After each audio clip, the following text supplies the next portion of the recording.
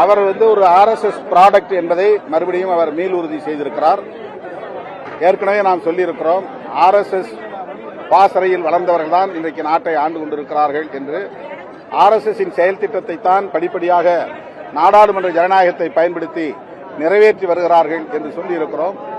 அதனால்தான் இன்றைக்கு நாடு முழுவதும் மதத்தின் பெயராலும் சாதியின் பெயராலும் பதற்றம் நிலவுகிறது, வன்முறைகள் வெடிக்கின்றன. RSSஐ சுதந்திர தின விழாவிலே அவர் பாராட்டியிருப்பது ஏற்புடையதல்ல. அந்த இயக்கம் அரசு சாராத ஒரு தொண்டு நிறுவனம் என்றாலும் கூட அந்த இயக்கம் பலமுறை இந்திய ஒன்றிய அரசால் தடை செய்யப்பட்ட இயக்கம். சிறுபான்மை சமூகத்தினருக்கு எதிராக வெறுப்பு அரசியலை பரப்புகிற இயக்கம்.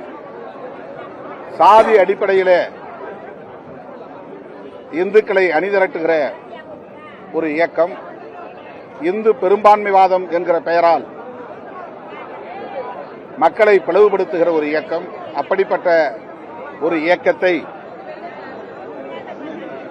140 கோடி மக்களுக்குமான பிரதமர் சுதந்திர தின விழாவிலே பாராட்டி பேசியிருப்பது ஏற்புடையது அல்ல என்று விடுதலை சிறுத்தைகள் கட்சி சுட்டிக்காட்ட விரும்புகிறது.